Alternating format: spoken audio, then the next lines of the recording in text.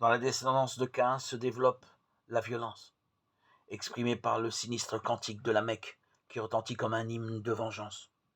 Pour une blessure, j'ai tué un homme, pour une meurtrissure, un enfant, Caïn sera vengé 7 fois, et la Mecque 77 fois. Genèse 4, 23, 24.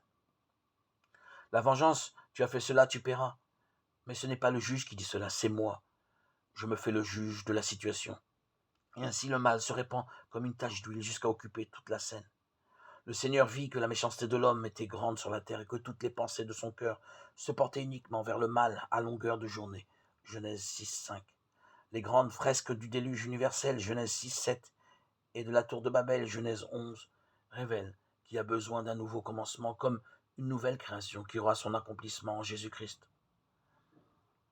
Pourtant, dans ces premières pages de la Bible, une autre histoire est également écrite, une histoire moins visible, beaucoup plus humble et édifiante, qui représente la rédemption de l'espérance. Même si presque tout le monde se comporte de manière odieuse en faisant de la haine et de la conquête le grand moteur de l'histoire humaine, il existe des personnes capables de prier Dieu avec sincérité, capables d'écrire le destin de l'homme de manière différente. Abel offre à Dieu le sacrifice de ce qu'il possède de plus beau.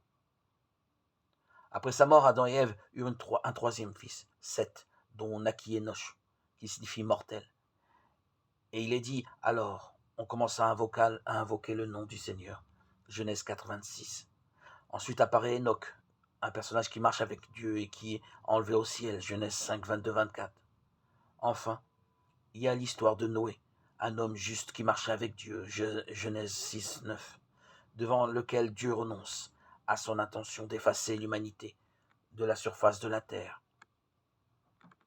Genèse 6, 7, 8.